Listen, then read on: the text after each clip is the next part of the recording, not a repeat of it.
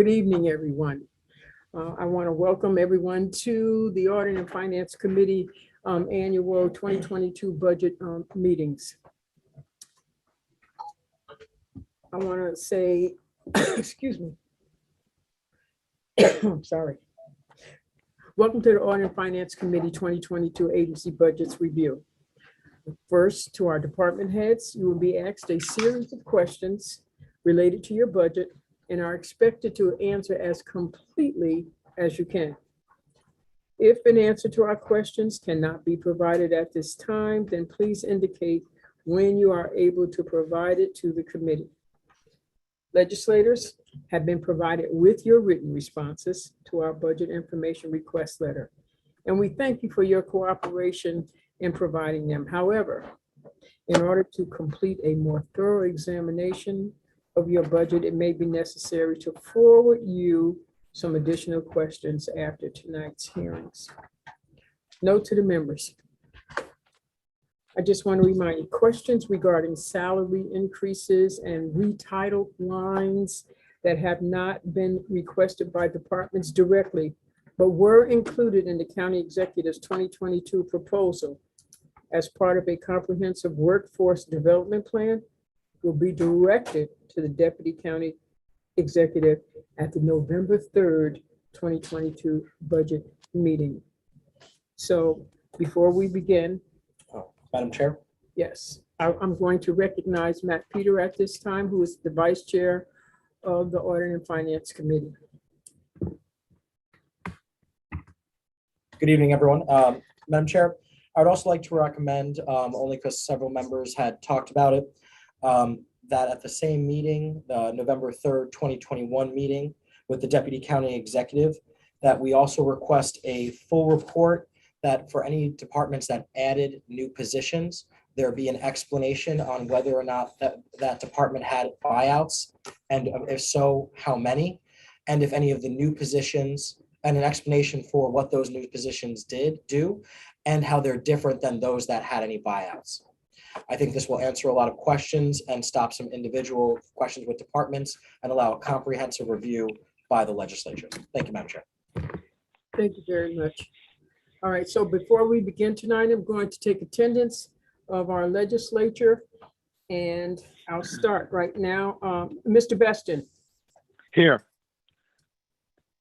Mr. Brewski. Mr. Bergdorf. Ms. Chapman. Here. Mr. Clay. Here. Mr. Cleary. Here. Mr. Camiso. Ms. Cunningham. Here. Mr. Demolowitz. Mr. Drake. Mr. Epicoro. Here. Mr. Ethier. Mr. Feeney. Here. Mr. Fine. Here. Mr. Grimm. Here. Chairman Andrew Joyce.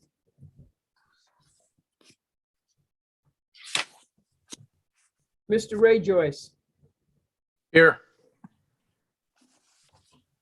Mr. Kuhn. Ms. Lakakis. Here. Ms. Lockhart.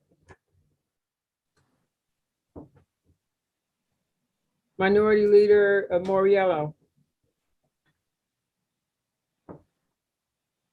Mr. Mayo. Here. Ms. McLaughlin.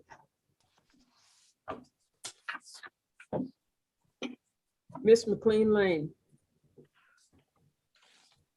Mr. Miller. Present. Mr. O'Brien. Mr. Purley. Mr. Peter. Here, Madam Chair. Ms. Plotsky. Present, Madam Chair. Mr. Reedy. Here. Mr. Reinhardt. Here. Mr. Ricard. Present, Madam Chair. Mr. Simpson. Here. Mr. Smith, Mr. Touche, Here. Mr. Tunney, Mr. Ward, Here. Ms. Whalen, and Ms. Willingham is present. Thank you very much.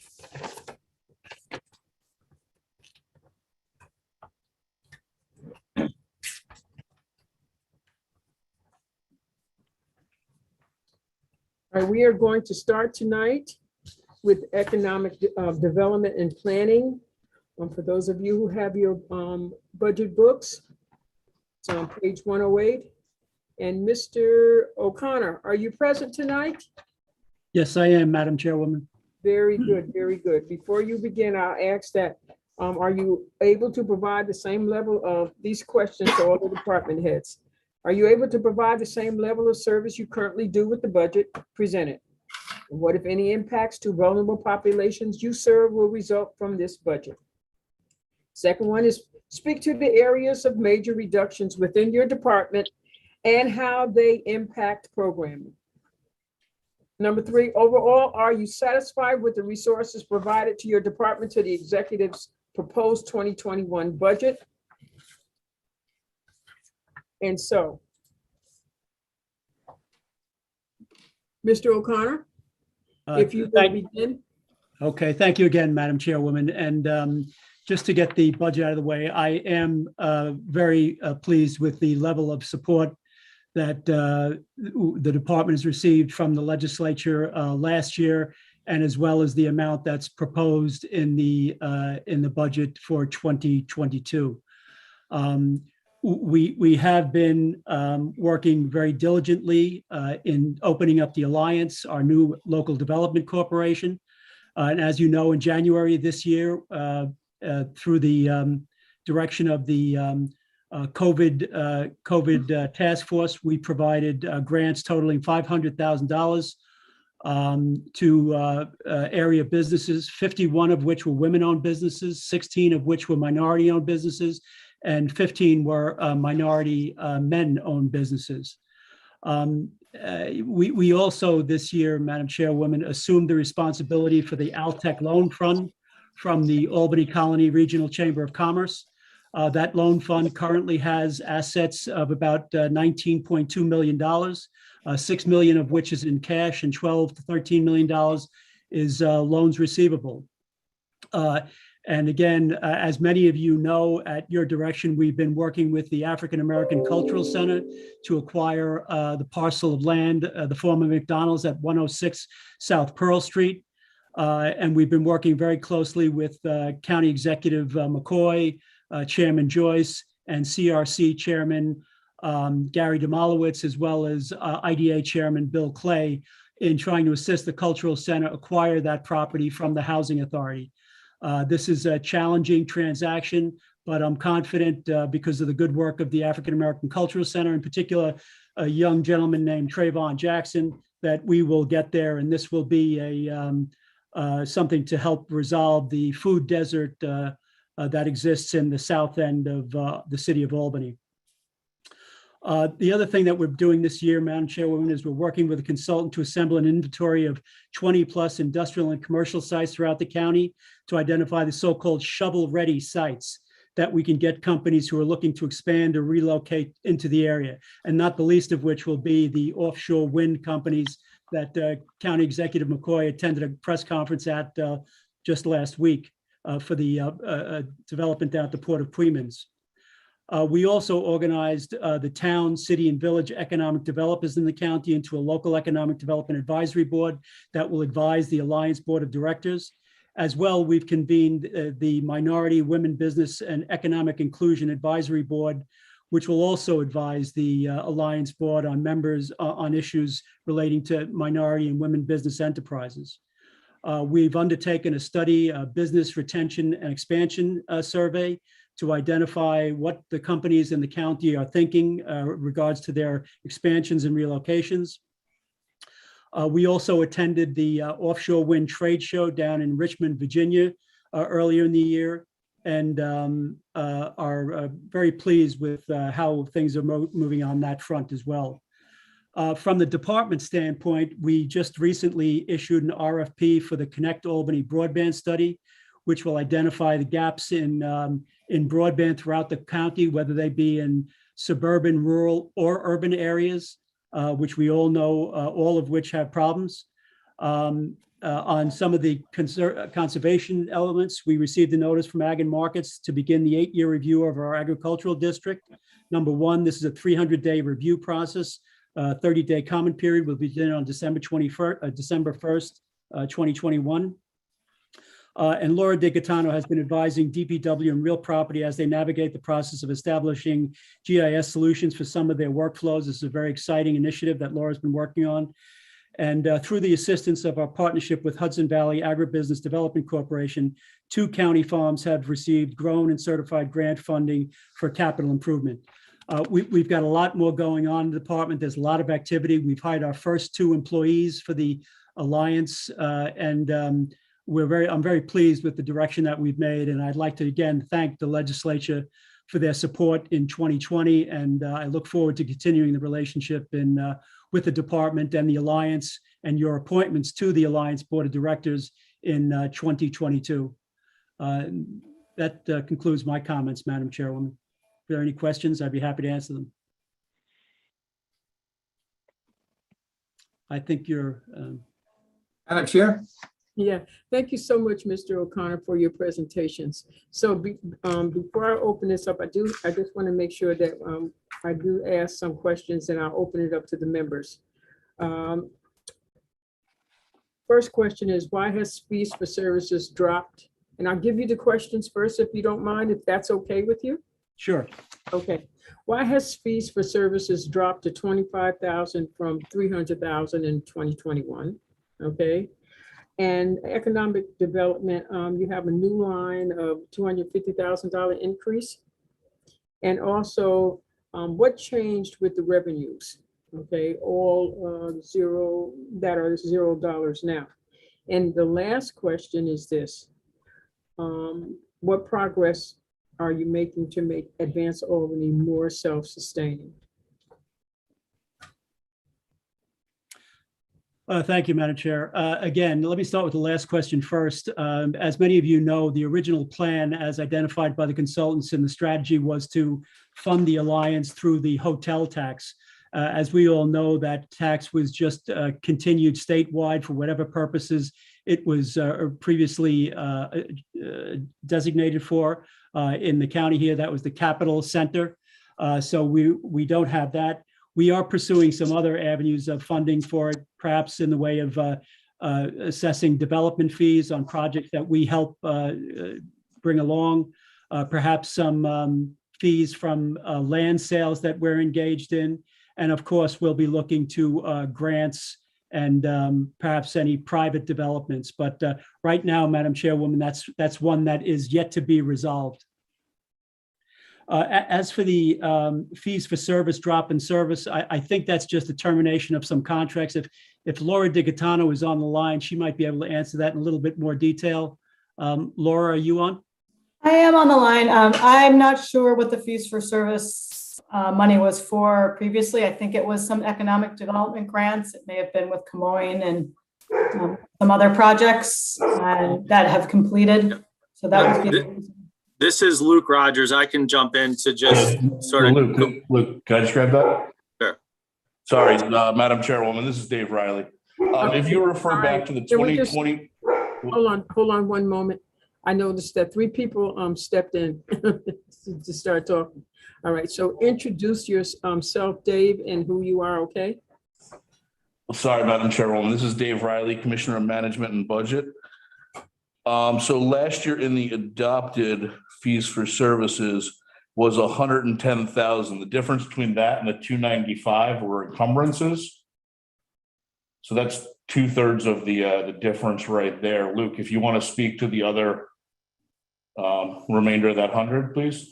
Yes, thanks, Dave. Luke Rogers in the County Executive's Office. So the rest of that is accounted for by, there was a contract for the implementation of the Strategic Economic Development plan with Camoin Associates. Now that the alliance is up and running, that economic development advisory relationship has moved over to the alliance. So the alliance has a smaller contract now with Camoin for the continued implementation, but there was no longer a need to have that in the county budget. The other piece, I believe there was some residual census funding, which is obviously no longer needed as that process has been completed. Thanks, Luke and Dave. And I think the last question that the chairwoman had was the $250,000 increase in the budget. And I believe that's just the county funding of the department and the alliance for the 2022 year. That's correct, Kevin. All right, I'm just trying to see now, are there any, I'm looking for questions from the members. Madam Chair? Mr. Grimm, Chair Thank you, Madam recognizes Chair. Mr. Grimm. Yeah, I just need something clarified. Because I'm looking at your budget, but I don't see anything for Advanced Albany. Is that in a different place in the budget? Because it's not in the index. I think, Mark, I defer to Dave Riley on this, but I Yeah, believe it's in that $600,000 number in there. I believe the amount, Dave, if I'm not mistaken, is $250,000. Yeah, Mark, there's a line in economic development, that's economic development organization, and then there's an A. The rest of the acronym got cut off. Oh, okay. That's the 250,000 that they're referencing that the county put in for funding for 2022. Okay, is that expected at some point, do we expect we don't have to pay that 250 if the Advanced Albany Alliance takes off? You're exactly right, Mark. That was the original plan. And again, we've got to find a recurring revenue stream for the alliance. This is something that we could probably build up over the course of years through development fees and other things, but that's going to be slow going. So, the ideal would be something like the hotel tax or a portion thereof, if it could ever be diverted. But I understand that that's not likely to happen for the next couple of years. So, because you said it was yet to be resolved, and I interpret that to mean we don't have the money that we were hoping for. So it's a project. It's a work in progress from what you're saying, Kevin. Exactly. Yeah.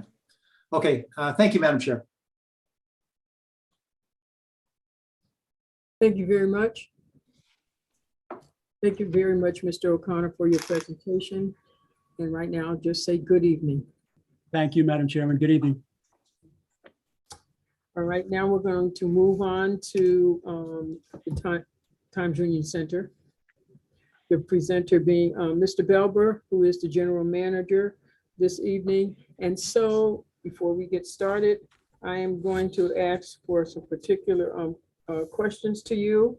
And then I'll have, the chair will recognize my vice chair. Are you able to provide the same level of service you currently do with the budget presented? What, if any, impacts to vulnerable populations you serve will result from this budget?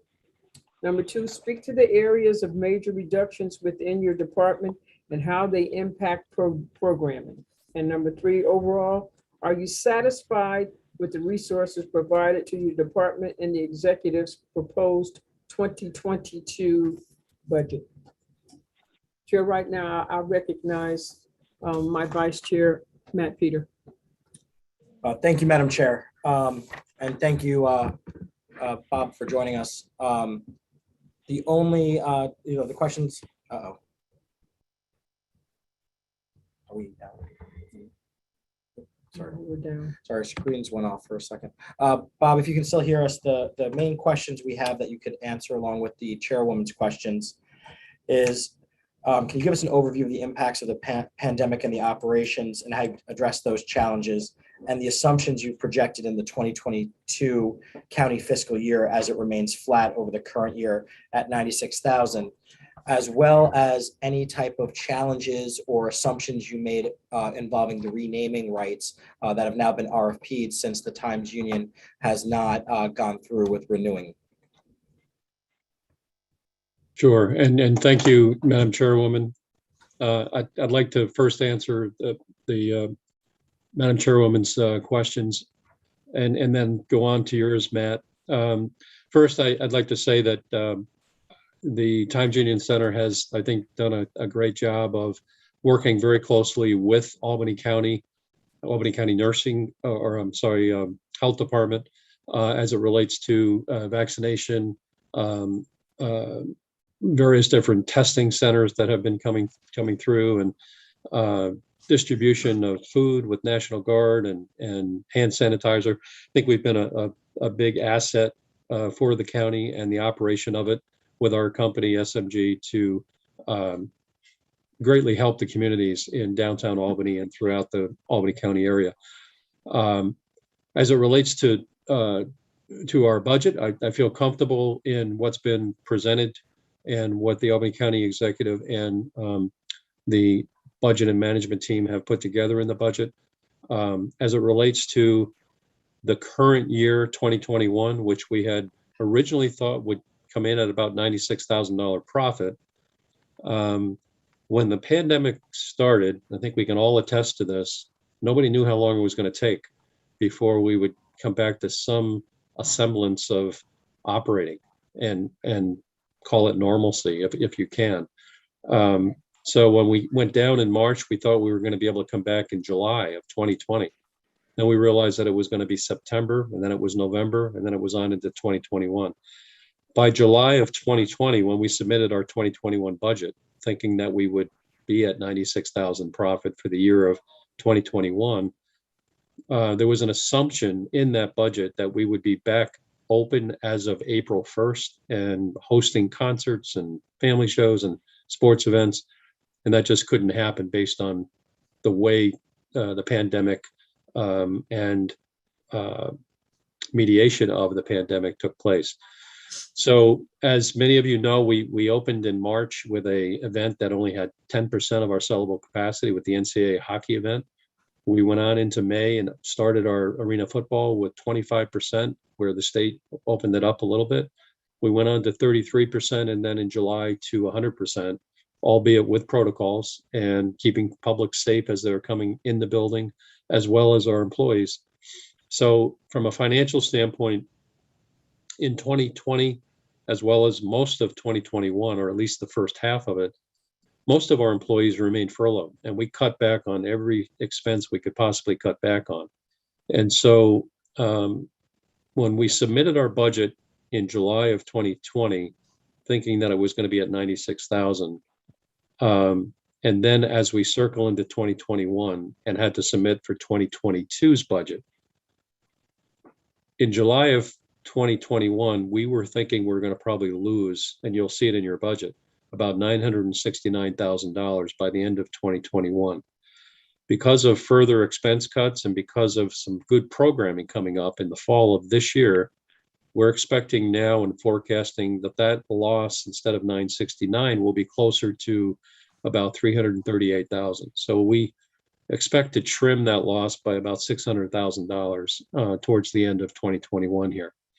As we look into 2022, and keep in mind, I'd like to just point this out, and I pointed it out in my answers that I had sent in. SMG did not receive a fee for its services for management of the building in 2020. Because of the losses that will take place in 2021, there will be no fee paid to SMG at all for 2021 either.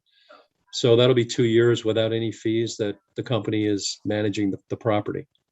At some point, the company would love to be able to have an opportunity to have discussions down the road, months from now, if need be, about possibly extending the SMG management contract in such a way so that we could recoup those 2 years with no fees, given the fact that the pandemic has caused that lack of fees payable to the company. The company still worked very hard to produce what's called Venue Shield, to work with CDC and New York State and Albany County Health Department to make sure that as we reopened, employees as well as patrons were all safe, following all the protocols.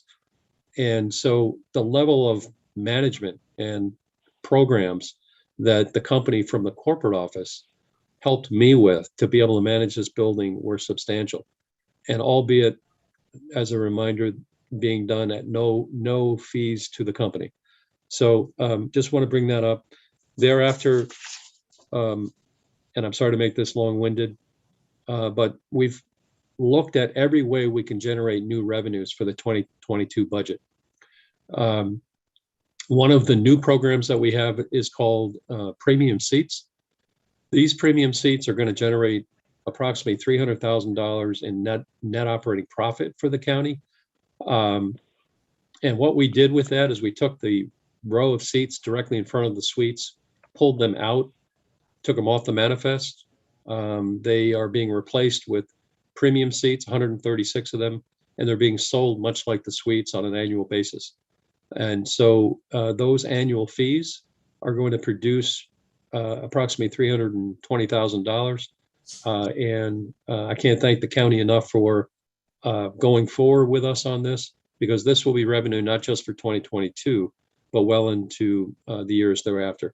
And finally, before I stop being so long-winded here, as it relates to the naming rights, and I think this is one of Matt's questions, we put in $200,000 as revenue generated from the naming rights in 2022, even though the Times Union naming rights deal is going to be up by the end of this year.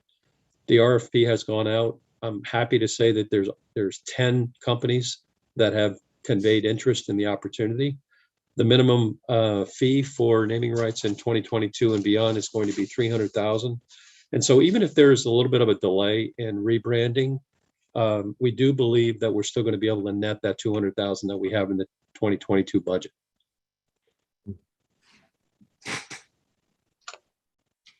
All right, thank you. Thank you very much, Mr. Belba, for your presentation. Do I have any questions from any of the members? Madam Chair. Mr. Grimm? Right, thank you. So what you're saying 300K is the minimum. So you're convinced that you'll get at least 300K from one of these naming rights sponsors? I'm very sure that we're going to get bids, and I do believe that we will have at least one, but I think we'll actually probably have more than one, based on the level of interest that I've seen so far. Okay, well, that's reassuring, because they're all those companies are hurting too throughout the COVID. I'm favorably surprised, Mr. Grimm, that Yeah. that there's this many companies, and these are all large companies, not only in the area, but one is a national company, another is an international company. Bob, you said you didn't take a fee for 20 and 21. How were you paid, for example, and some of the folks there? So all of our employees are reimbursed through the operation of the facility. So our salaries and costs are all part of the operating of the building. But beyond those costs, there's usually an annual fee that's paid to SMG. That fee is based on the profitability of the facility. If you recall back in our management agreement that was renewed just prior to the pandemic, the first $600,000 in net profit goes to the county. Okay, well, it's amazing how you've kept it afloat, Bob. Thanks very much. Thank you, Madam Chair. Thank you very much, Mr. Grimm. And if there are no other questions from any other members, I want to thank you, Mr. Belba, for your service. And we're all looking forward to the renaming of the Times Union Center. So Thank you. Thank you. We have Michael Bublé here tonight, so Hey. we're going to open the doors in half an hour. Great, All right. that's wonderful. Thank you so much. Have a nice time tonight. Yeah, thank you very much. All right, Bye-bye. bye-bye.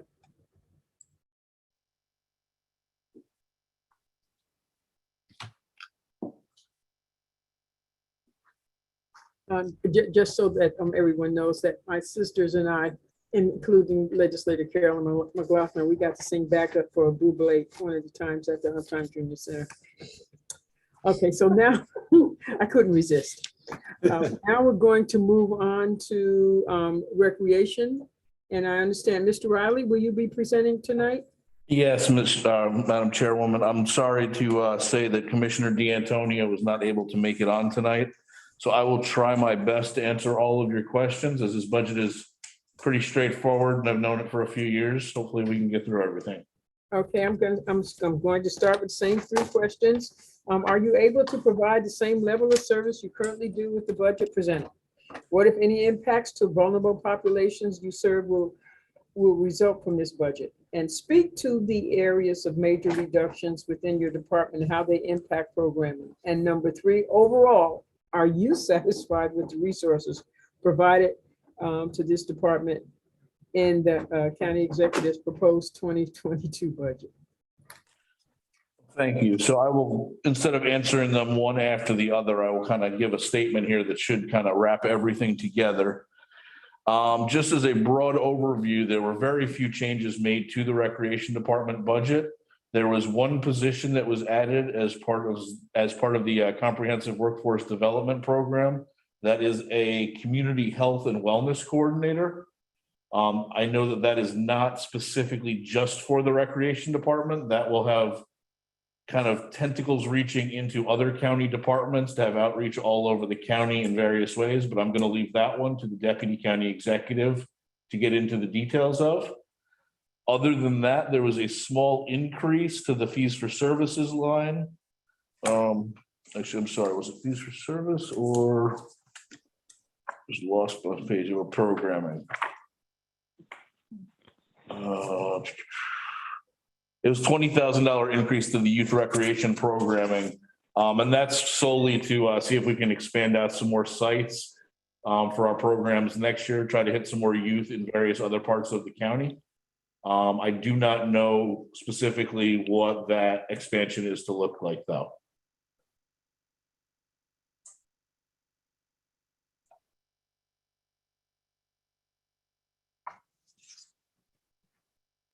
All right, so I have a question here.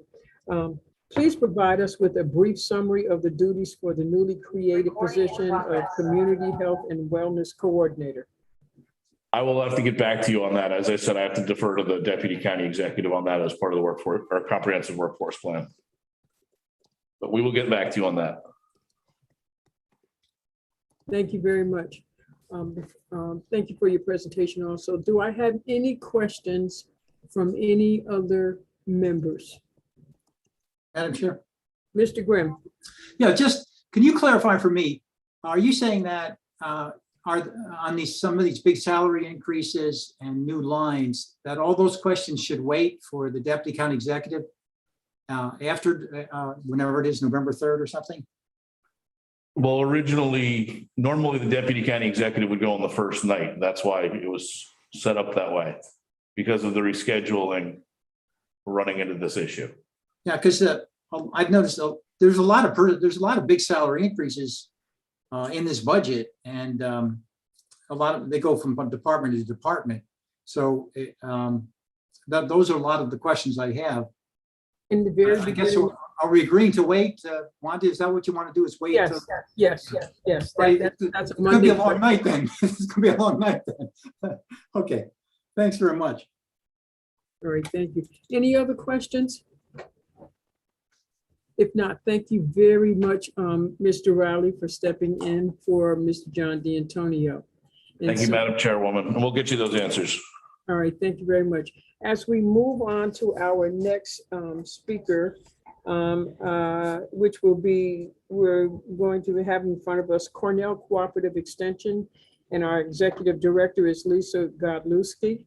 I just want to recognize that Legislator McLaughlin has joined, as well as the Legislator O'Brien. And I do believe also that Legislator Moriello, our minority leader, has also joined. Thank you very much. All right, so Lisa, before you begin, I'm just going to ask you the same 3 questions that I've asked everyone, okay? And that is, are you able to provide the same level of service you currently do with the budget presented? What, if any, impacts to vulnerable population you serve will result from this budget? Speak to the areas of major reductions within your department and how they impact programming. And number 3, overall, are you satisfied with the resources provided to your department in the executive's proposed 2022 budget? Thank you. Thank you, and thank you for the opportunity. Good evening, everybody. To get right at the questions, we are, if I remember them all, we are happy with the same level of service and the same in the budget that's presented. We are able to offer to vulnerable populations. In fact, the majority of our programming reaches out to all corners of Albany County and beyond. In fact, this past year, you know that we're the provider of HEAP outreach for the county. That program went from an 8-month program to an all year round program. We've served well over 4,000 individuals and did that remotely as well. So that has started back up again with barely a blip, and we're continuing to do that. We provide a number of health and wellness programs and have for many, many years across all corners of the county. We serve the entire SNAP population in an 11 county region. So we were able to get at every summer feeding site, interface with schools and community centers, and reach thousands of Albany County residents through that program. We support the county, obviously, through the aging population with our newly added RD position, which has been very successful, especially now that we're seeing congregate meal sites opening back up. We offer a number of financial management and parenting programs, which, as you can imagine, with everything going on with COVID, has been critical. And to be able to do that remotely and to pivot and do them from live in-person programs to doing them remotely has helped a lot of parents out because we're able to reach them at home and they don't have to get childcare and all the like. We're also working obviously with a number of farms. I mean, the programs are very long and there's many to highlight, but we're starting to work on a lot of climate smart community programming and farming programs, working on solar programs and farm rental rates. We assist the county obviously with the ag district review, as you know. So yes, we feel like we can continue at the same level of service. The only impact to our budget this year and continues is the lack of funding from the Healthy Neighborhoods program, which are dollars that are passed through to from the county health department to us to provide a healthy homes program to at-need populations, at-risk zip codes. We were able to find foundation dollars to be able to extend that to the hill towns in the interim. So that has been very successful. And we just secured a little bit of dollars, foundation dollars, to now provide that specific to renters, which you can imagine is also a population right now that is in critical need. So that's just a few highlights. I've been sending a biannual review of some of the highlighted programs to each of you, and we'll continue to do that to keep you informed of some of the major programs as they move along. But I thank you for your continued support, and we're always here and willing to help any of the departments put outreach education out to the residents and constituents of Albany County. Thank you so very much, Lisa, for your presentation. Before I move any further, are there any questions from any of our members? Madam Chair. Mr. Chair recognizes Mr. Grimm. Thank you, Madam Chair. Yeah, you mentioned, Lisa, the virtual platforms and remote learning, because you guys are involved in a lot of education stuff. And, a lot of parents have been pretty frustrated, with remote learning and virtual. And I wondered, did you run into those same problems? And if so, how are you able to work them out? To what degree do you think the virtual was successful given that the scenario? Well, we tried a lot of different techniques. It really depended on the population. And as soon as it was safe, obviously when spring hit, we were doing a lot of outdoor programming, which was critical.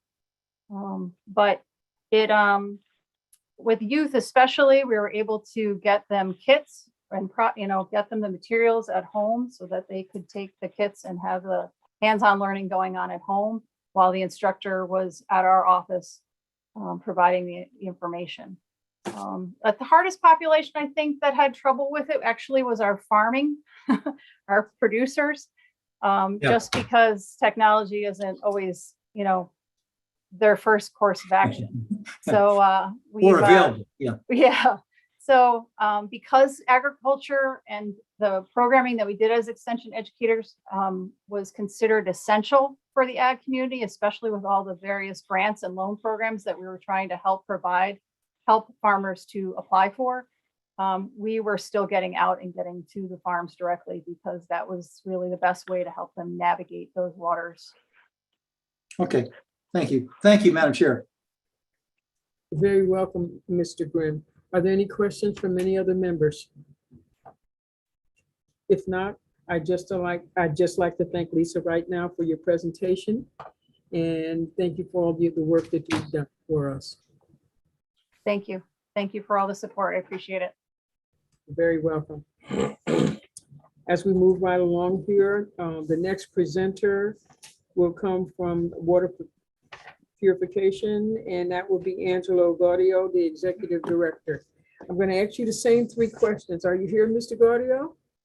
Yes, I am, Madam Chair. All right, I'll start with the first three questions. Are you able to provide the same level of service you currently do with the budget presented? And what, if any, impacts to vulnerable populations you serve will result from the budget? Speak to the areas of major reductions within your department and how they impact programming. And number three, overall, are you satisfied with the resources provided to your department in the executive's proposed 2022 budget? Thank you, Madam Chair. We feel that the 2022 budget adequately meets the district's needs for next year while minimizing the user rates to each of our member communities. There is no reduction in services anticipated. As for vulnerable populations, we will be pursuing a study of a consolidation of our sludge streams from the south plant to the north. If that moves forward, that will allow us to shut down two of the incinerators in the Port of Albany and help the communities that are adjacent to the south plant in that location. As for the resources provided by the county, we are very satisfied. We are an enterprise fund, so the majority of our revenues do come from our 8 member communities, but the support that we have received from the county exec's office has been very helpful this year and through this budget season. As to some highlights for our current budget and for the budgets for next year, I'm happy to report that the waste hauler revenues for us in 2021 have rebounded as compared to last year. We anticipate those revenue streams to be very similar next year as well. So we are optimistic that those revenue streams will continue to grow into next year. Just for some highlights on some of the larger budget items and increases, our pollution liability insurance is due next year. This is a 3-year insurance policy that we have. So the premium is due next year, and that equates to roughly a $91,000 increase to the insurance line, which is a 95% increase year over year. Similarly, on the equipment repair line, we are looking for an increase of $128,000 to facilitate some repairs to sludge mixers at our north plant, and that equates to a 31% increase on that similar line. I know the county or the deputy county exec will be talking about some salary increases. Our CSEA contract, as with many in the county, is up as of December of this year. So we will be negotiating for those adjustments, and that will have to be appropriated into the salary lines once those contracts are settled. And just overall, we continue to be challenged with staffing needs. We've had a series of separations and retirements in the past 2 months. We anticipate some additional retirements going forward. So we are actively recruiting currently and continue to pursue opportunities for recruitment. And hopefully, I believe I answered the 3 questions, but if there's anything else, feel free to ask me. Thank you, Mr. Gaudio. We do have one more question right now, and that would be, could you give us a status update on the digester project? Sure. So the digester project has been basically, we're walking away from that project with Saratoga. So the IMA, which is the joint agreement between us and Saratoga, expired in August 31st. Basically the economics of the project were no longer in our interest. There was a significant amount of ammonia load and sludge volume increases connected to Saratoga's sludge stream, which would basically create a situation to where we would have to basically do a significant improvement to our aeration system. So we started off at a $48.5 million project. With the improvements that were anticipated based on Saratoga's additional load, we were looking at a project to $69 million, which was over a 40% increase from where we started.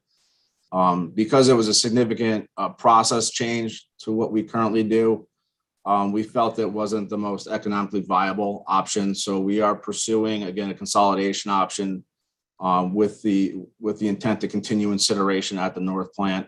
That consolidation will allow us to still shut down the incinerators at our South plant. But in terms of a joint project at this point, there isn't going to be, I guess, a project with Saratoga as of right now. They are pursuing their own alternatives. So I think they're working on a study phase currently.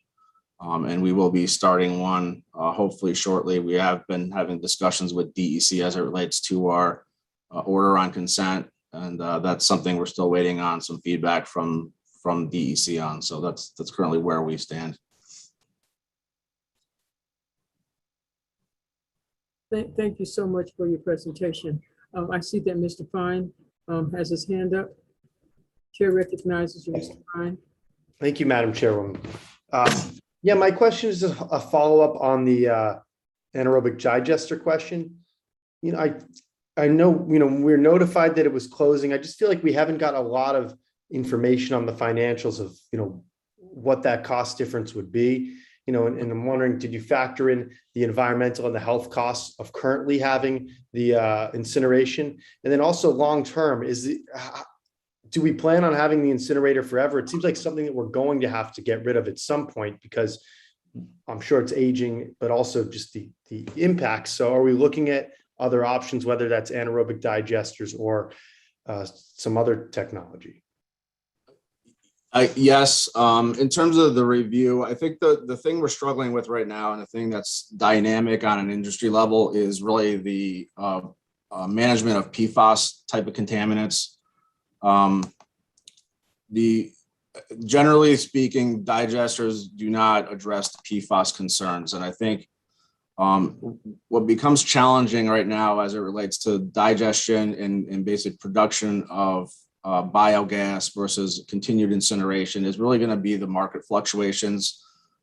Certainly, gas prices have changed considerably in the last 8 months to 10 months of this year. So there is some economic analysis that we plan on doing as part of this study that we are going to be moving forward with the incinerators.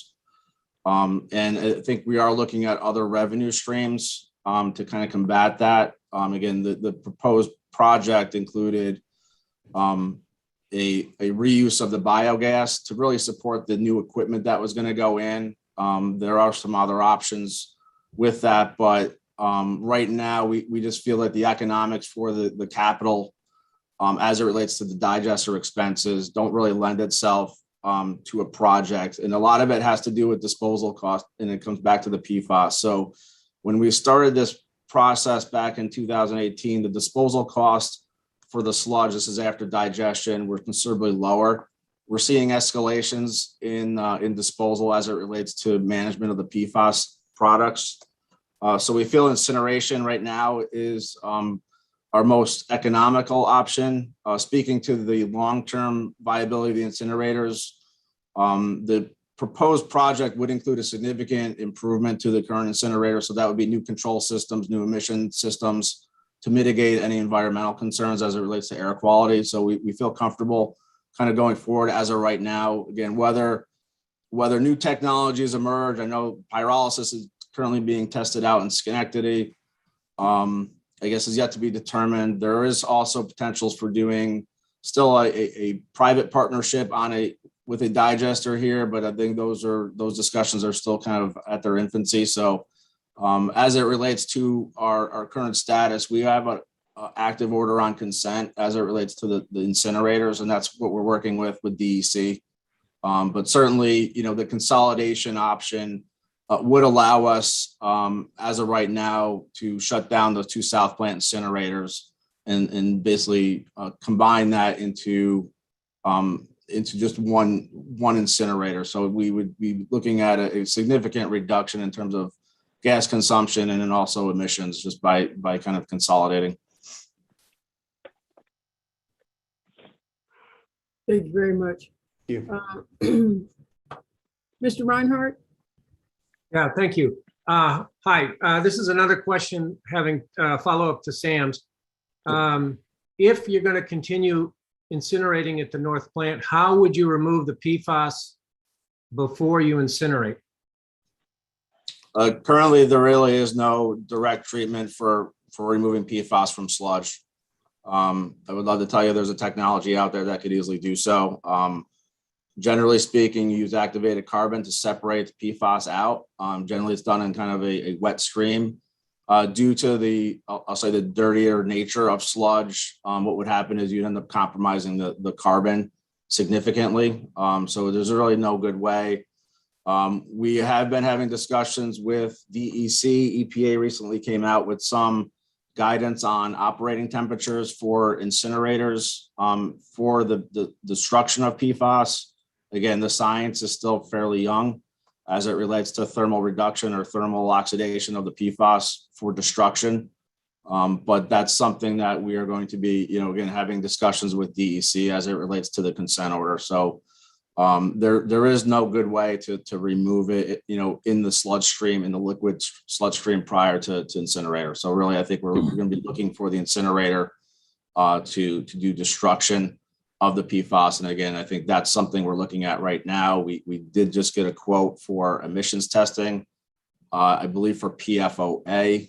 I think that's the only parameter that's qualified by EPA for testing right now. So I think there's even science as to kind of how to even best test emissions for those PFAS compounds. So that's something that we're actively, in discussions with now on. Thank you, Mr. Gaudier. I just want to remind our members that we want to maintain budget questions and any detailed information that we want like that. We can always, request that of our agency heads later. I'll just sorry, but Bill, if you want to call me for anything, just feel free. I'll certainly. Yeah. Yep. Yes, I would like to talk because that's going to be a problem for you. Okay. We should talk more about it. Okay. Thank you, Mr. Reinhardt. Mr. Grimm? Thank you, Madam Chair. Yeah, I'd like to get back on the budget if I could. Angelo, by the way, 3 months ago, you kind of took me through all this, and I understand, and you did a great job. I understand why there just wasn't in the cards for the digester. I appreciate that. But do you know, given that the digester didn't work out, what are the budgetary implications for us, not only in 2022, but in 2023, because we have all of these sludge issues that are not going away? Are we looking at a much bigger budget issue? No, because right now what's projected for an incinerator improvement and consolidation would be less than what the digester would be.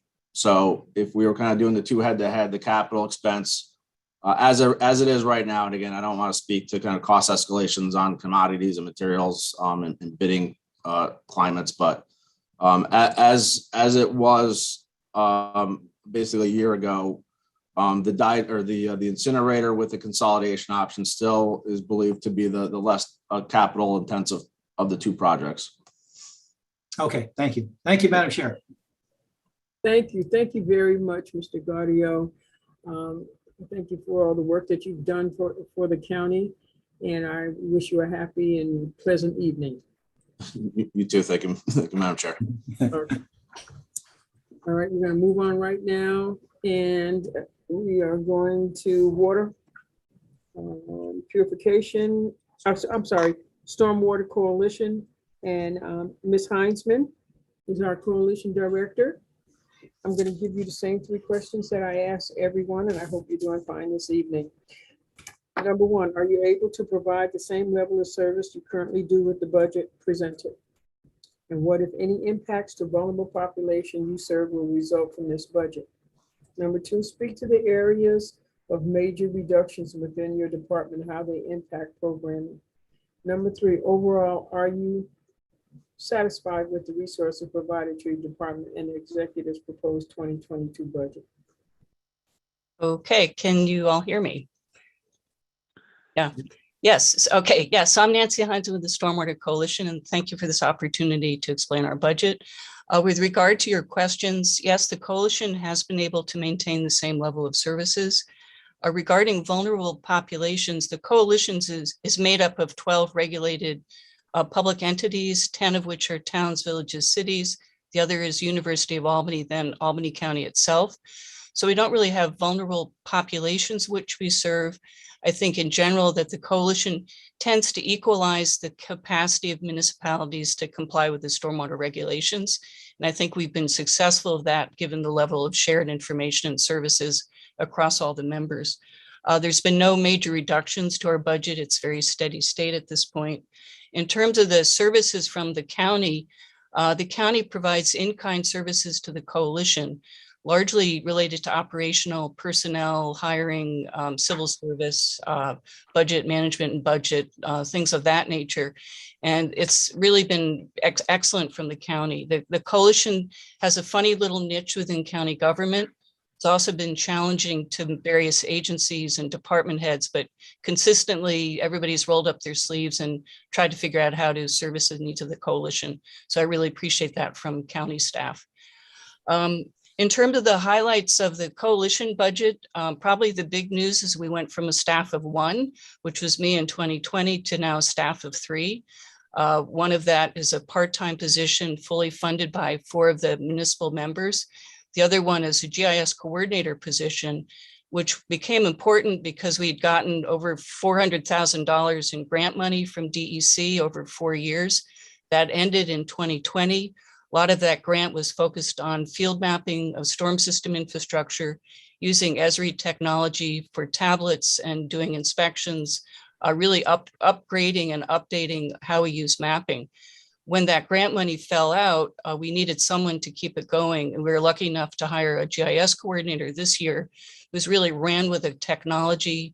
Even though we had a gap of a year, he's been able to learn what we did, figure out how to make it happen, and then provide very direct mapping services to several of the municipalities, including DPW among the set. So that's been big. The challenges going forward, again, staffing. When you get great staff, you don't want to lose them. So one challenge is to make sure that they can stay working with the coalition.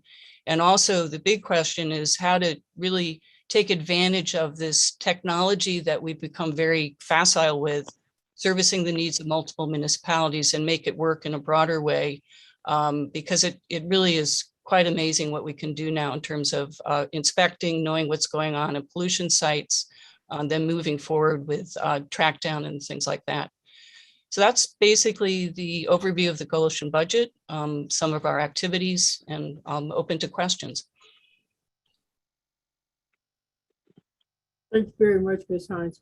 Do I have any questions from any other members? If not, I thank you for your presentation this evening, and I bid you a pleasant rest of your evening. Okay, you too. Thank you. Bye-bye. You're very welcome. All right, we'll now move forward, and we're going to information services. And our presenters, as far as I know, is Mr. Riley and Mr. Blanchard. And I'm going to ask you all the same 3 questions that I have asked of everyone. Number 1, are you able to provide the same level of service you currently do with the budget presented? What, if any, impacts to vulnerable populations you serve will result from this budget? And also speak to the areas of major reductions within your department and how they impact programming.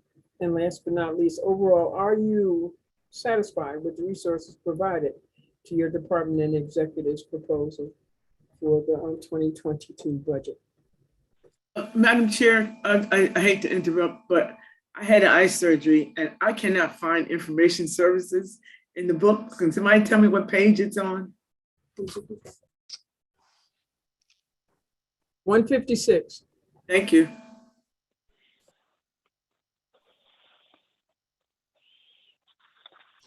Are you okay, Madam Chair?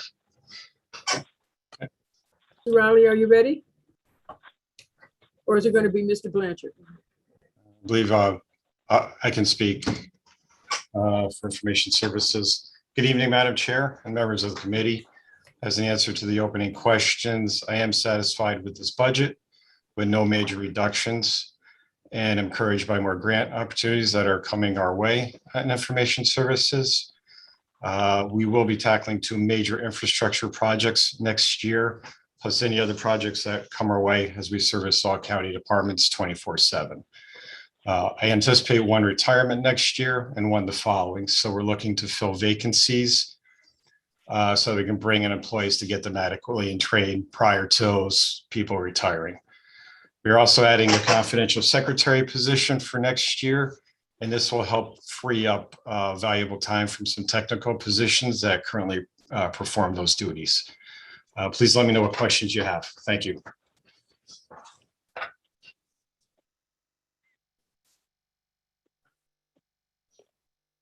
Thank you, Mr. Blanchard. No.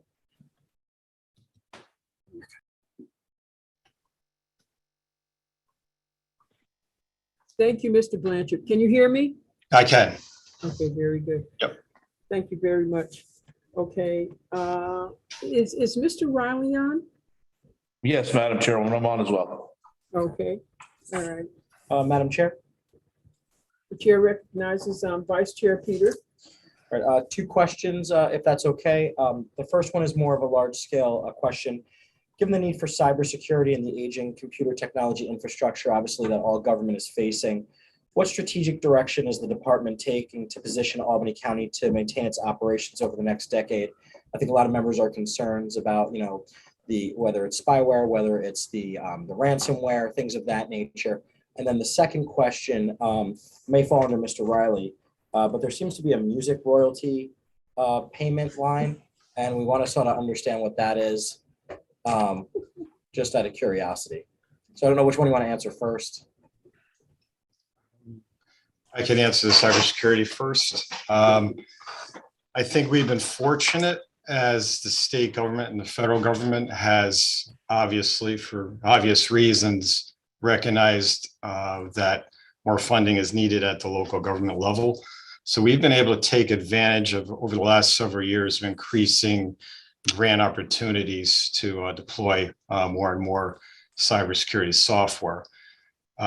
Unfortunately, to fill in all the holes, so to speak, or I shouldn't say holes, but all the different areas that cybersecurity is needed, we need different platforms, and none of them are necessarily cheap. So it's becoming a greater portion of our budget, as you can probably see in the budget. We budget for it, but many times we do offset those costs by grants, namely New York State Cybersecurity Grant, $50,000 every year. Fortunate to be getting that. And Homeland Security is now making sure that a certain portion of the federal grant goes towards cybersecurity.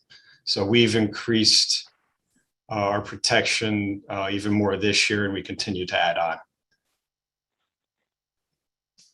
Thank you. That does. Mr. Riley, on the second part. Yes, Mr. Peter. So for a few years now, we have been paying a licensing fee. The organization is CSAC. It's one of the 3 main global music rights organizing or licensing organizations. They had initially reached out to us because they saw a video posted on the county or by the county, and I actually don't know which county department it was or branch of government, on YouTube. Literally, there was music playing in the background at an event. And we found out that the permissible use is, if we're ever going to have any form of music at any of our public gatherings, like say an event at Lawson Lake or a community event in the city of Albany, wherever it would be, that we need to actually pay licensing fees for those. So we budget for that, and we have a contract that we deal with every year now. Just a quick question, Mr. Riley. So does that cover any entrance music that Chairwoman Willingham might need for her finance meetings, or? Of course. Okay, good. That's just wanted to check that out. Thanks.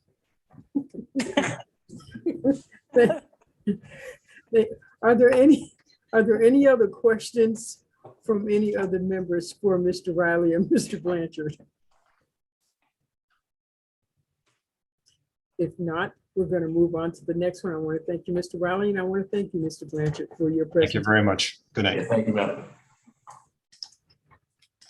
All right, our next presenter and next department that we will hear from is Human Resources. Commissioner Clement, are you with us?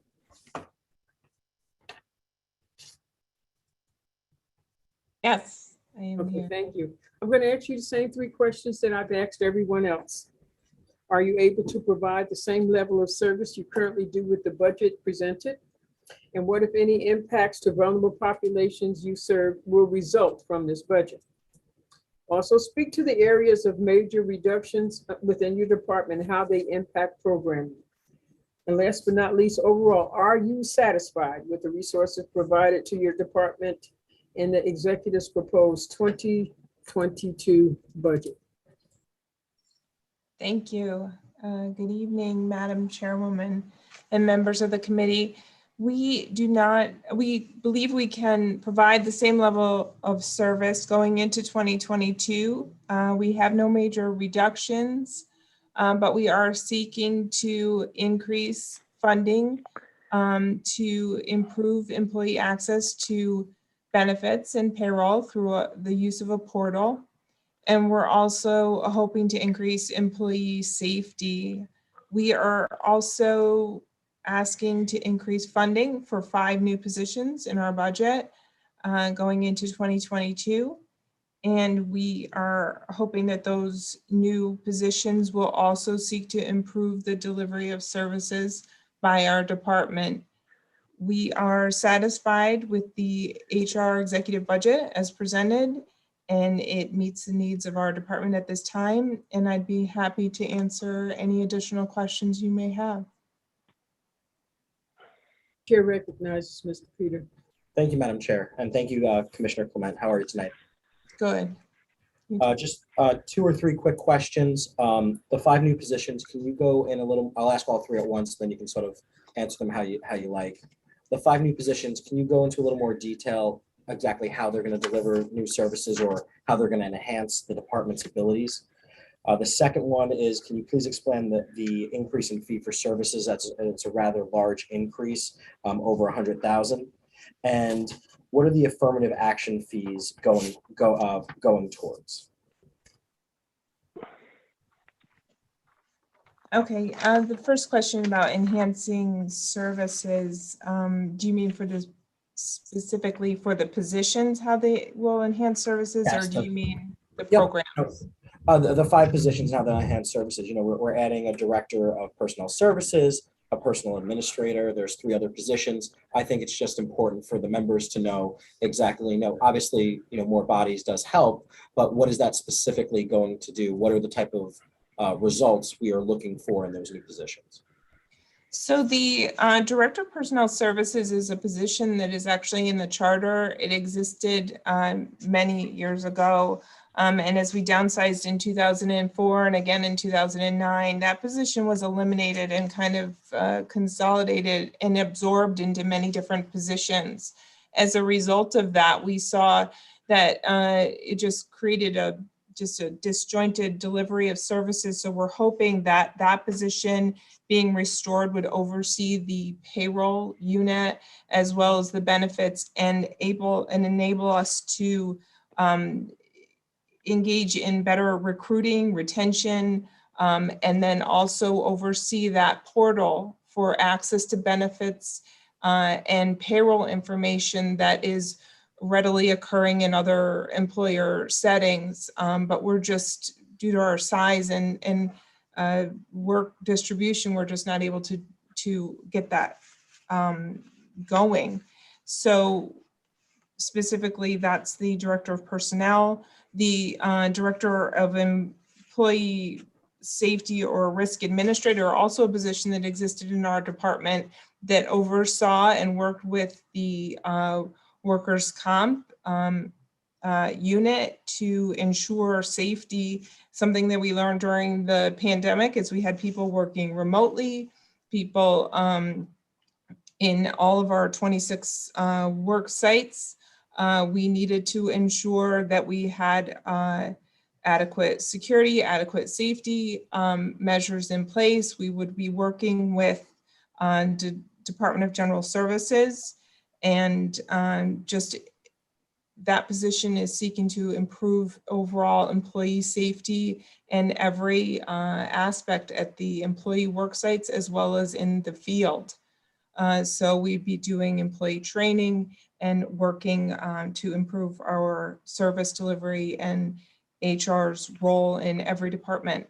So the other position, which is a personnel administrator, which also existed years ago, again eliminated due to downsizing. That position would be working with the staff development conferences and training, because we also learned during the pandemic that we needed to access better training and coordinate training for our departments. And this person would be important in that role, working again with the safety and risk administrator to ensure that our employees all have proper certifications, training, and that they are in compliance. So the other position is the, this one's a little bit tricky because it involves a retitling. So that gets into the comprehensive workforce plan, but it's basically retitling a personnel assistant 3 into the policy analyst and data management position, which in a strange way is new, but it's more of a retitling. And that position would be working on compiling our data into a more meaningful and more useful mechanism for answering FOILs, for also being able to have a more, I don't know how to explain, but a better,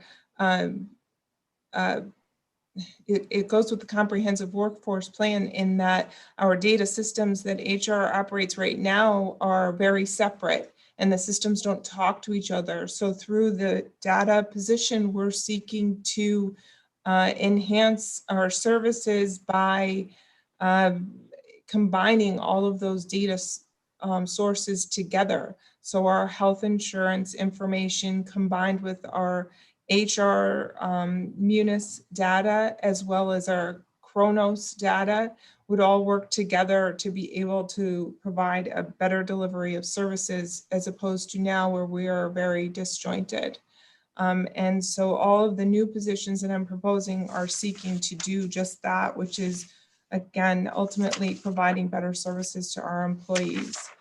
And I'm sorry, your second question, I think I rolled that all into one, but if I did not, then I apologize. The second question was the increase in the fee for services line. That is also, I believe, if the fees for services line is all of those things kind of combined in that we are increasing the employee portal, which is again our data increase that I just spoke about. The affirmative action investigation increase is specifically for outsourcing some of our investigations. We have a tremendous amount, including ADA compliance investigations that we are saw a dramatic increase in due to the pandemic, and therefore we are seeking to contract those services out. And for the retiree health plan payment program, that is so that retirees would have a greater access to make payments online, and also be able to see their payments that they've made towards their health plan. So we're trying to establish a portal there, and that'll be contracted out. Thank you, Ms. Clement. Chair recognizes Mr. Grimm. Thank you, Madam Chair. I'm looking at the budget. The way I read it, the last year's adopted budget was 425,000. And this year's proposed budget is over $1 million. So I can understand you might want to retool your agency. But what prompted such a massive change from $425,000 to over $1 million? I actually think that's actually see if you look at the revenue, our budget is a chargeback agency where we charge back to the other agencies the bulk of our budget. And I believe we just, unfortunately, it's just a typo in the revenue line.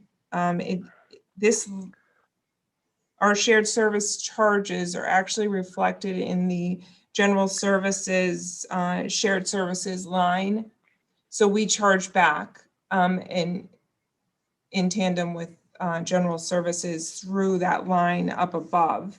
So unfortunately, it just wasn't amended here, but it is actually charged back as a revenue on that line. So the difference there would be things that we did not charge back to the other departments. And so it wasn't increased.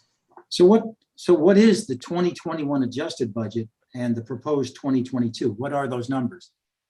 So the total appropriation is correct. I think when we're looking at the revenue is where we see county share. The total appropriation would be minus the general services, DGS shared services charges. And then the other thing we deduct are I believe it comes into the equipment repair and rental is not charged back as well. So it would be that amount minus those. Can I speak for 1 second, please? Yeah. So, Mr. Grimm, every year there are some omissions, some errors, things along those lines in the processing of the book. There will be some corrections on this because the increases to the Human Resources Department were not added into the pieces that would be allowed as chargeback were not put into the chargeback. It does not affect the county share. It's just a spread between the departments. So I'm on page 139 of the budget, Dave. Yep. So what are the proper numbers then for the 2021 adjusted budget and the 22 proposed? I don't have that in front of me. It'll be sent over as part of the correction sheet in a few days. Okay, yeah, please. I anxiously look forward to that, and I'll take this up with the deputy county executive when he comes in before us. Thank you, Madam Chair. Thank you very much, Mr. Grimm. Excuse me, a miscomment, I'm just curious. I noticed you talked about the payments that are made by retirees, that's toward their health insurance, is that correct? Yes. So I'm curious to know, do you keep track of how many people don't make their payments and what happens to them? And have you noticed a drop? We have not noticed a drop. Most retirees make their payments. We have about 347 retirees who contribute, and most of them pay through their deduction through the New York State retirement pension. But we have 174 who make payments to us monthly for their contribution, which is 10% mostly. Some are contributing more, and they pay directly into us. So we're looking to have that become a portal where they can access that and make payments. But we have not seen a decline or a drop in the ability to pay for their health plan. Oh, that's great. Thank you. I appreciate that. Are there any other questions from any members? Mr. Mayo. Yes, thank you, Madam Chair. Jennifer, the $100,000 for the fee for services on the sexual harassment investigations, has someone been hired or is an RFP going out for that? We will RFP for the services, and it is actually includes all affirmative action investigations. And some will be performed in-house, but we have seen an influx of ADA compliance complaints as well as others. And so we're needing to contract out for some of them. Okay, who came up with the $100,000? Who came up with that figure? We looked at comparable employers of our size and their contract amounts for contracting out for investigations, and that was the average. Okay, is it a private investigation firm or attorneys or? It's usually an attorney at law firms that bid on these contracts. And so it's the firm, not necessarily an attorney conducting the investigation, but law firms usually respond to the RFPs. Okay, thank you very much. Thank you very much, Ms. Clement. Are there any other questions from our members? If not, right now, thank you very much for your presentation. Thank you for all the work that you have provided to the people of Albany County this year, Ms. Clement, and I bid you a good evening. Thank you. All right, we're going to move on now to civil service. And our presenter will be Mr. Lally, the director. Are you present, sir? I am. Good evening, Madam Chairwoman. Good evening, members of the legislature. I'm going to ask you the same questions that I've asked everyone else. The first one being, are you able to provide the same level of service you currently do with the budget presented? What, if any, impacts to vulnerable population you serve will result from this budget? Number two, speak to the areas of major reductions within your department and how they impact programming. And last, overall, are you satisfied with the resources provided to your department in the executive's proposed 2022 budget? Thank you, ma'am. So yes, we will be providing the same level of service, if not higher. I have a wonderful department who is able to work well within the budget that the county executive and management budget has provided us. We do not expect any impacts to our services or major reductions based upon this year's budget. And, you know, like I said, I think that we are very happy with the budget that we have by management and budget.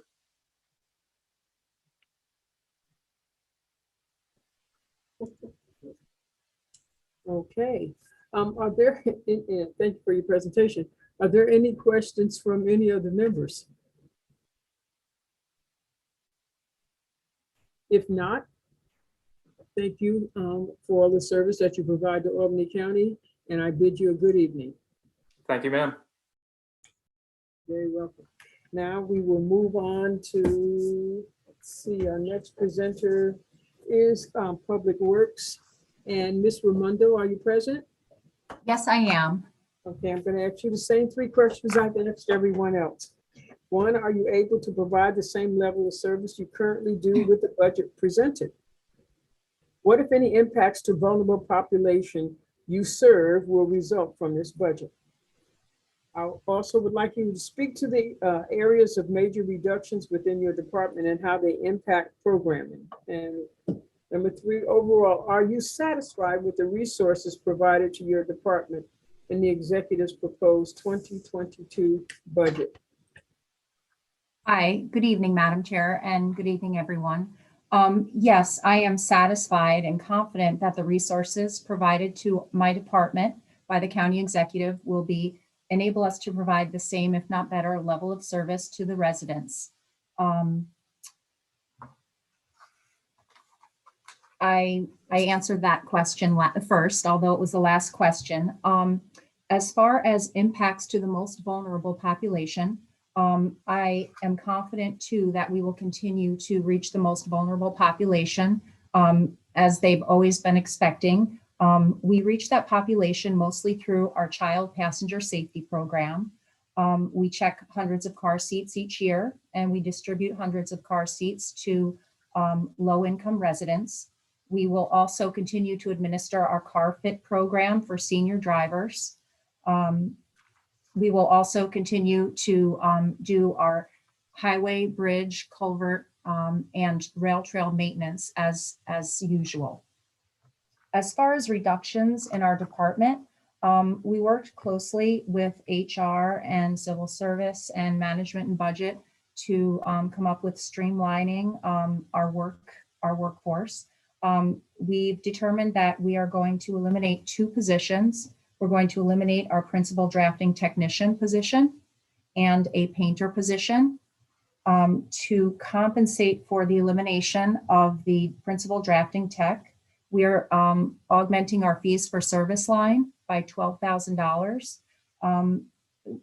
Nowadays, DPW, for the most part, contracts out our design services. So we don't do a lot of in-house drafting work.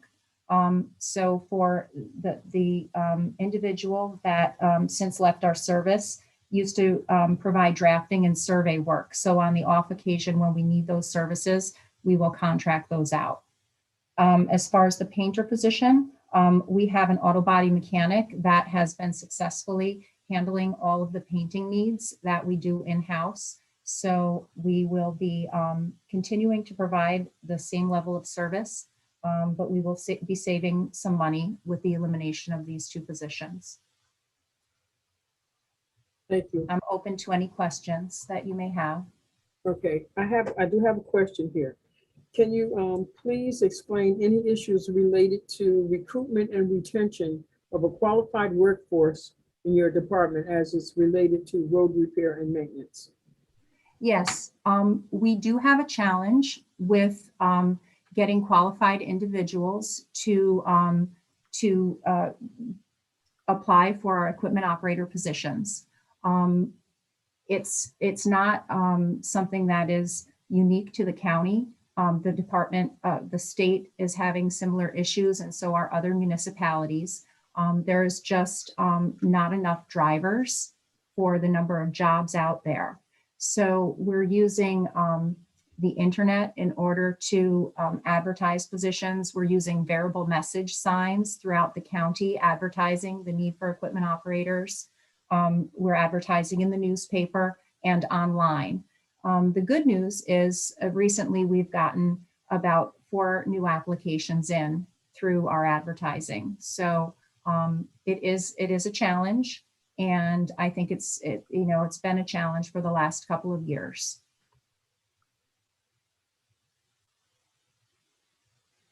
Okay, thank you. Are there any other questions from any other members this evening?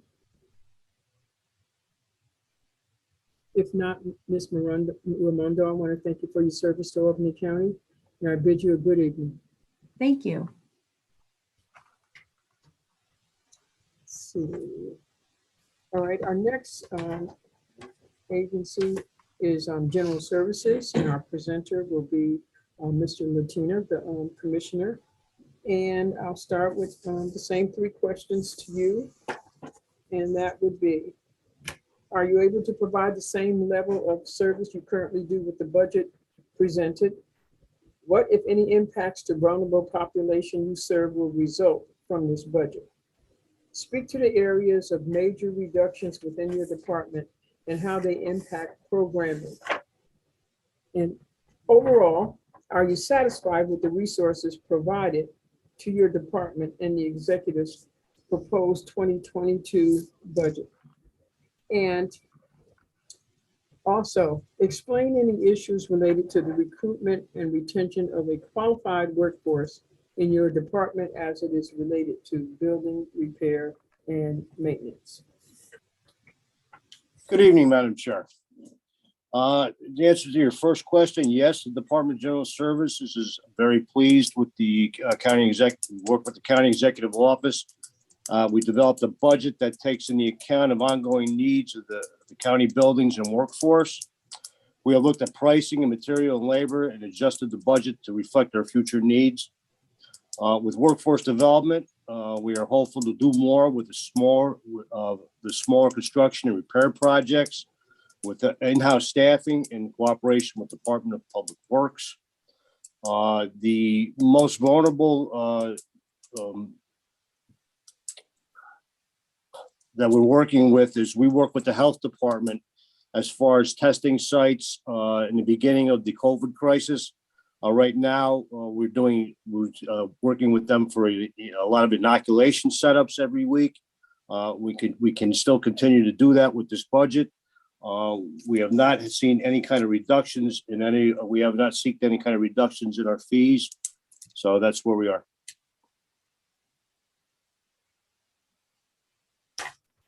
Thank you very much. The chair now recognizes the vice chair, Mr. Peter.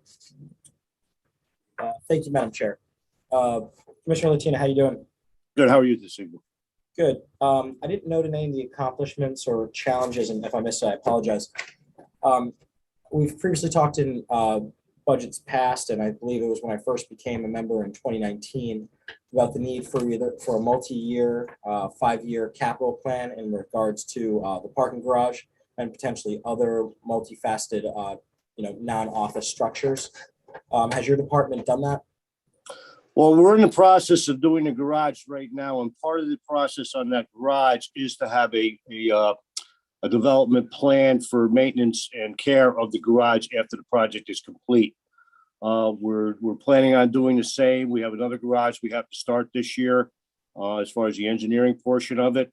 The buildings, we're looking at the buildings that we've just gone through. 112 State Street, we're replacing all the elevators here.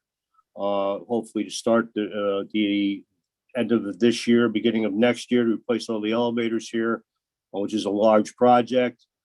We continue with our maintenance programs through our fees for services lines and property repair lines, and we think we have a pretty good handle on things.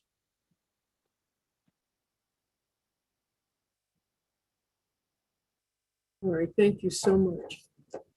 Mr. Mayo, do I see your hand up? Yes, thank you.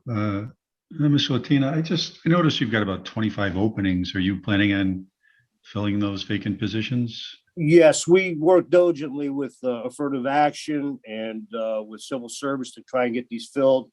We've had quite a few, the messengers have left. We've had a lot of security guards have retired. These are mostly these are always evolving every year, so it's like we get people in and people leave. So there's a lot of positions, especially the part-time custodial workers. The security guards was an aging security guard staff that are pretty much retiring now. We have a lot of new staff that we've hired. We just have a couple more security guards. So this is an ongoing process for us in the Department of General Services. Okay, all right, thanks. Before we go any further, I just want to remind the members that in your budget packets, the Audit and Finance Committee 2020 Agency Review, we have provided a page which indicates the budget pages for all of the presenting departments. So if you would just look within the packets that we provided you, you will see a single page. I don't know if we can, like this. And it has every single evening, starting with session 1, provides each agency that's presenting and the page number, all the way through session 5, which is Wednesday, November the 3rd. If you have any problems or if you can't find that page, please let us know. We'll make sure that it is sent to you via email. Madam Chair? I just have a question on that, follow up on that. Are these on our iPads? No, they're not. Okay, maybe this is something that we put out in the packets, budget packets that we sent out, but we will be sent to you by email. Okay. All right, thank you. All right. The chair now recognizes Mr. Peter. Yeah, I'm sorry, my question wasn't really answered. What I'm looking for, Commissioner Latina, and I'm also looking at you, Mr. Riley, is 1, the name of the engineering firm, and a confirmation that every year there's an annualized inspection per the best practice issued by the Comptroller's Office on the garage. And the 2, that there's a 5-year capital plan moving forward every year that's a result of said inspection. And that's either in the budget for general services or it's in the capital plan. So I don't care whether I get it from Mr. Latina, I don't care if I get it from Mr. Riley, but at this point, asking it for 2 years. So that's about the point where an annual report should have gotten to me of some stance or of the condition of that. So I'm telling you right now, I expect that. And Mr. Riley and Mr. Latino, we can talk about this offline, but again, I've been asking for this since 2019. I've received zero information on it, so 2 years is about my limit. Dave, do you want me to take this? Go for it, Dave. I can't issue a 5-year capital plan on a job that's being done right at this point. We've only started this job during COVID of last year. We're running a little behind on the project. When the contractors are done, it's part of the RFP. They have to provide us with a maintenance plan on the garage. So that's when we will be able to produce a 5-year plan telling us what we'll have to do every year when we have to check, because every 2 years you have to have the garage inspected. That will give us our thing, but the year by year plan will tell us what we should be doing as far as the maintenance goes. So if I can add a little on top of Mr. Latina's color on the ongoing projects. Mr. Peter, we may not have gotten you a 5-year plan. I can't speak to my predecessor. But how about the three of us meet offline and we come up with something, whether it's a 5-year plan, a shorter term look, as Mr. Latina is talking about. I don't know exactly what the engineers can provide, but let's get to a place where you get the answers that you want and we're all happy. That sounds good. Mr. Riley, we'll talk offline. Thank you. Thank you. The chair recognizes Mr. O'Brien. Thank you, Madam Chair. Mr. Latina, about 2 years ago, I asked you about the Anley home and it's being heated. It's a vacant building. Have you found a shutoff for the water yet? We know we have to cut it at the street on Heritage Avenue. That's according to the Latham Water Department. We are not heating the building. We haven't heated the building in the last 2 years. We haven't really been heating that building. We have been keeping the power on there because we do need it for the cameras in there for security reasons. And what is the long-term plan for that building? It's really falling apart. I've toured it about 3 years ago. It's a mess. I mean, it's in the middle of the colony and right near the airport. I mean, do you have? I think there's discussions right now, with the county executive and our department and really where we want to go with this piece of property. Okay, I look forward to that in the future. Thank you. I want to thank Mr. Riley and also Mr. Latina for their presentations, as well as all of the agency heads that have presented tonight. I thank you very much. So if there are no further questions from any of the members, I just want to let everyone know that we look forward to seeing you again tomorrow evening, where we will have we'll have social services, children, youth and families, crime victims, and also veterans. So I want everyone to get a good night's sleep tonight and enjoy the rest of your evening. And I look forward to hearing from all the rest of the presenters.